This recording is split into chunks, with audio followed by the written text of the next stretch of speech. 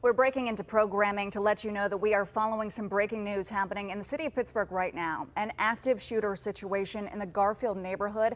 This is happening at the intersection of North Mathilda Street and Broad Street. That is the southeastern edge of St. Mary Catholic Cemetery, the other side of the cemetery from Children's Hospital. Now, the initial reports we're hearing came in around 10:55 this morning. Then Pittsburgh Public Safety sent out an alert at around 11:01. They are asking people to avoid that area again because of an active shooter situation. This is in the Garfield neighborhood, the southeastern edge of the cemetery there, not far from Children's Hospital. We want to bring in KDKA lead investigator Andy Sheehan now. Andy, you have just been on the phone, so tell us what you are learning. Well, these are initial reports, Erica, but we're finding out that sheriff deputies this morning were executing an eviction warrant on a house on Broad Street, and when they approached the house, the suspect or the occupant there apparently opened fire, and this resulted in a gunfight between the sheriff deputies and this person that's in this house. I am told that there have been hundreds of rounds of fire that have been shot off in this confrontation, so much so that some of the sheriff deputies have actually run out of ammunition. These are initial reports. Pittsburgh SWAT has just arrived on the scene. They will be taking over the scene from the sheriff deputies, some of whom are pinned down at this point. And this will be apparently a sort of a barricaded standoff situation between the occupant and the SWAT team.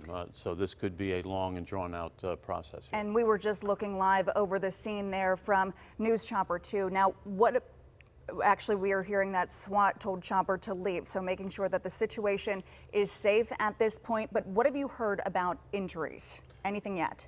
I have heard that none of the sheriff deputies I'm having conflicting reports, maybe 4, maybe as many as 6 sheriff deputies. When they execute a warrant, generally they come with more than 2 because this can be an explosive or an emotional situation, sometimes dangerous.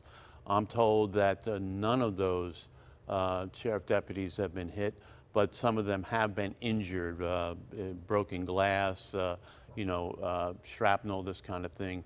No gunshot wounds, but some of them may have been injured, certainly not life-threatening at this point. Okay, we are keeping posted on that. And again, this is a live look at the scene now from the ground. We have a KDKA crew on scene there. You can see that this is a very active situation. An ambulance just moving away from the scene there, and also active police cruisers arriving and going to and from the scene.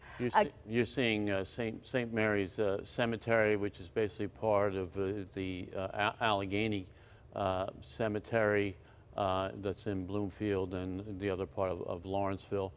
This is not far from Children's Hospital. Beyond the cemetery is where the residential area is, back from Penn Avenue. Broad Street would be about 1 block back from Penn Avenue, and runs the length of Garfield. And again, police are asking people to avoid this area if at all possible. Now, you said that, again, this started as deputies were serving an eviction notice. Is that correct? That's correct. An eviction notice, that the sheriff's office is in charge of sheriff sales, non-payment of taxes over time. Landlords can request that people be evicted. The sheriff deputies, this is part of their domain. They go and serve these eviction notices. These can be volatile situations because people are being removed from their homes, and they came somewhat prepared but not prepared for what happened, which was the suspect opened up gunfire, is what we're told. Do we know if there is just one weapon in the house with that barricaded suspect? No, these are, this is kind of fog of war at this point. I'm getting reports from sheriff deputies on the scene. Okay. And as far as we know, is it only that barricaded suspect in the house? Do we know if there's anyone else in there? We do not know that. Okay. So again, this is a very fluid situation. We are taking a live look at the scene now in the Garfield neighborhood, an active shooting situation. Again, this is in the area of Broad Street, North Mathilda Street. This is close to Penn Avenue, which we know is a busy street throughout Pittsburgh. And this is also close to Children's Hospital in Lawrenceville. You can see that officers are arriving on scene, putting on their gear for this situation.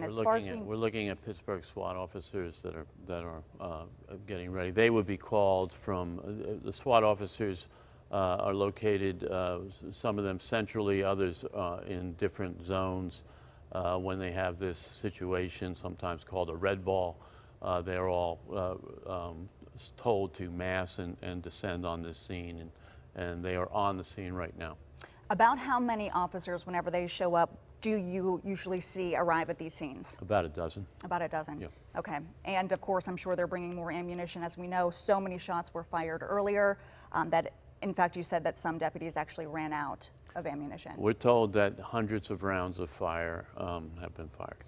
Quite a situation there. You are looking live at what is unfolding right now. We do have a reporter on scene gathering information and letting us know what is happening there. But just to recap, this is an active shooter situation in Pittsburgh's Garfield neighborhood, happening at the intersection of North Mathilda Street and Broad Street.